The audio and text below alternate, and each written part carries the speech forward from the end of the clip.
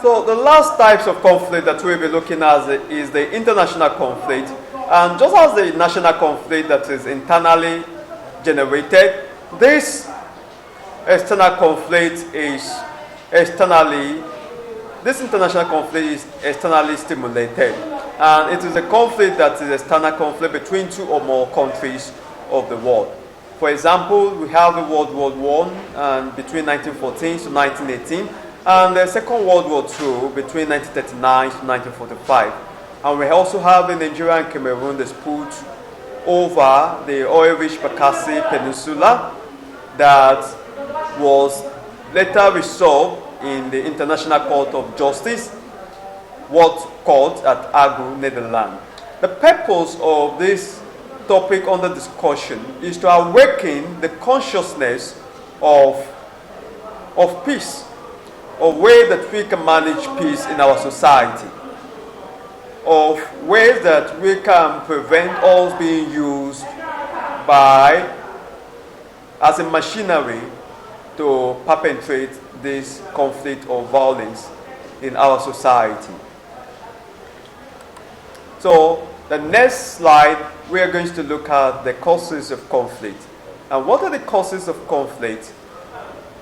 We have selfish interest, we have injustice, we have nepotism and corruption, bad governance or leadership, inequality, land dispute, hunger, poverty and unemployment, deprivation and marginalization, intolerance, bigotry, prejudice and discrimination.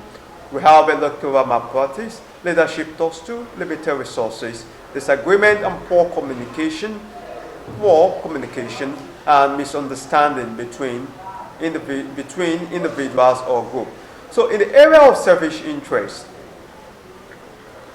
a situation whereby certain group wants to take it or have it all, or tries to make a policy to favor themselves at the detriment of others, this will always generate conflict or clash or disagreement. We also have injustice. A society where we have preponderance of injustice will always degenerate into a conflict society. And we have examples, we have case studies of countries where we have injustice and we know how war has torn that country apart. So we also have nepotisms, whereby you give undue advantage to your family members, or to your friends, or to a group that are closest to you. And the corruption also are one of the major causes of conflict in our society. Bad governance or leadership. A country where people live in preponderance of poverty, where they live in starvation and hunger, where they are unemployed, and where they are not engaged. And just as the saying goes, that an idle hand is a devil workshop. So these people are the kind of people that will be brainwashed through their economic means, through religious indoctrination, to perpetrate this art of terrorism. We also have inequality. Inequality for rights also breed conflict in our society, whereby one people or group of people are given advantage, or where we have the margin between the rich and the poor is so wide.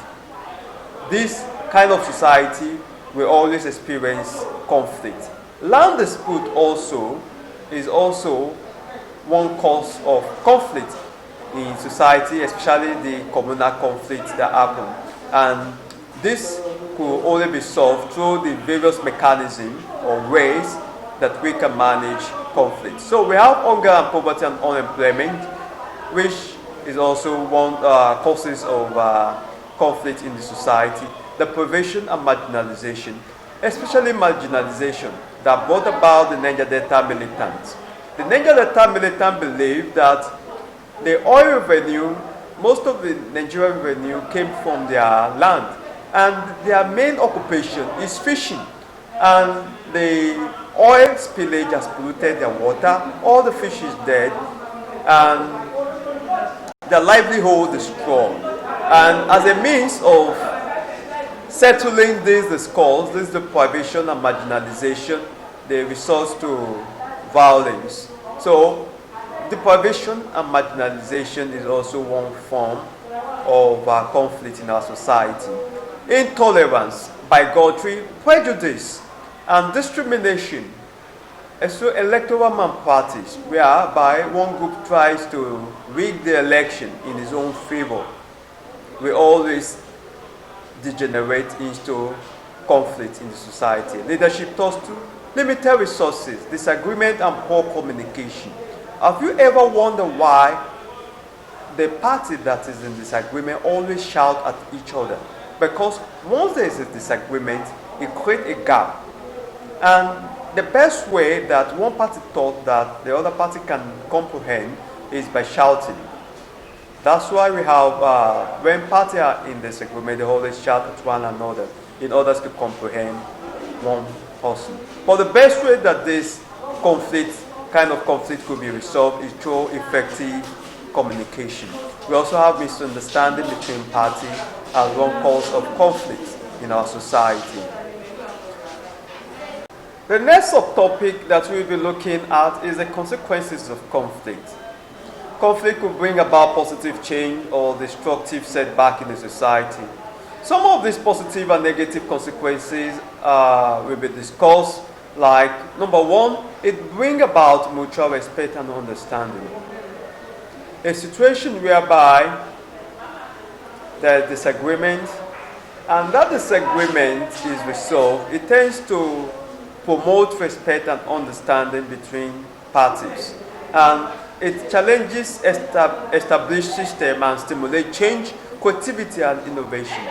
Most of the creative ingenuity or innovation that we have, it comes as a result of disagreement or technical know-how. So when this disagreement or conflict is resolved peacefully, it tends to promote creativity and ingenuity.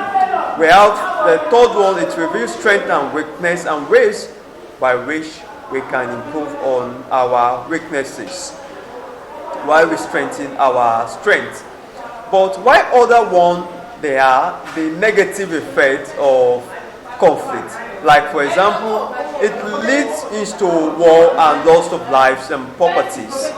Like you can see the outcome of the Civil World War, it in the growth and development in the society, because what it takes, the years it takes to build a nation, it only takes a blink of eyes to destroy.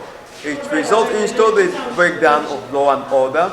It brings disunity and it creates tension and mistrust between people, and it discourages peaceful coexistence and harmony in the nation. It creates social disturbance and insecurity in the country, and it gives rise to famine and starvation. And you can see the pictorial representation of the Nigerian Civil War between 1967 to 1970. And you can see the children and these starving children and the Pashukod children, malnourished children, and you can see that conflict is a crime against humanity. So we also have it result into displacement and homelessness. We have in the northeast Nigeria, where we have internally displaced people that are much dead as a result of the effect of Boko Haram activities. So the next one that we'll be looking at is conflict resolution and management.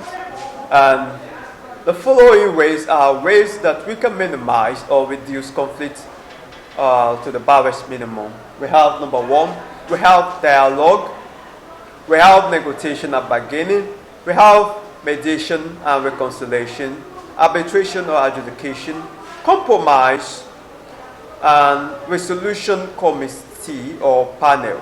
In the area of dialogue, what we cannot achieve through dialogue, we cannot achieve through confrontation. And this is a platform for parties to discuss differences and reach an understanding about their differences. And we have negotiation and bargaining, especially the one that have to do with unionism. And this is a process of achieving agreement through discussion by resolving inconsistency between the wishes and the actions of the party. Mediation or reconciliation, the use of neutral groups that are not involved in the disagreement, that is not currently involved in the dispute as mediator, in order to reconcile issue and settle the discord or disagreement between the conflicting parties. And you have the pictorial representation, the red, party A, and the blue, party B. And you have a mediator at the middle resolving the conflict. Even conflict between an individual, two individuals fighting, you see there will always be mediators to create a balance in the conflict resolution or management. And we also have through arbitration or adjudication, which involve the use of court, which is a legal settlement of disagreement that involve court case. Like example, the International Court of Justice at Hague, Netherlands, to resolve international conflicts in between nations of the world. And we have the next one, compromise. And this compromise, one thing about this life is give and take. We cannot have it all. It's all about striking a balance, and each party wins and loses some interest in order to create balance and resolve the disagreement. So this type of conflict is all about sacrificing one thing at the expense of another, then to create mutual agreement. And the next one is resolution committee or panel. And this involves setting up a committee or panels to look into conflicting matter and how it could be resolved. And this resolution committee or panel mostly happen in the conflict that involve communal conflict. Then the next one that we are going to look at is the meaning of peace. And what is peace? Peace is a relative absence of conflict or civil disturbance. And it is a period of time in which there is no war, no total breakdown of law and order in the society. There are two schools of thought that which will be classified under the type of peace, like negative peace and positive peace. And we have a positive negative peace, which is the absence of violence. But is it possible for a society to achieve negative peace where there is complete or total absence of violence in the society? While the positive peace is not a total absence of any violence, but rather the integration of the human society to live harmoniously together through effective conflict resolution and management. So the last subtopic we'll be looking at is the mechanism for promoting peace. Now, what are the ways that we can promote peace in our society in between groups, between state and non-state actors? So we have number one, tolerance of diversity. Our diversity is our beauty. It's what makes life purposeful and meaningful. So until we start recognizing and tolerate one another before we could achieve a lasting peace.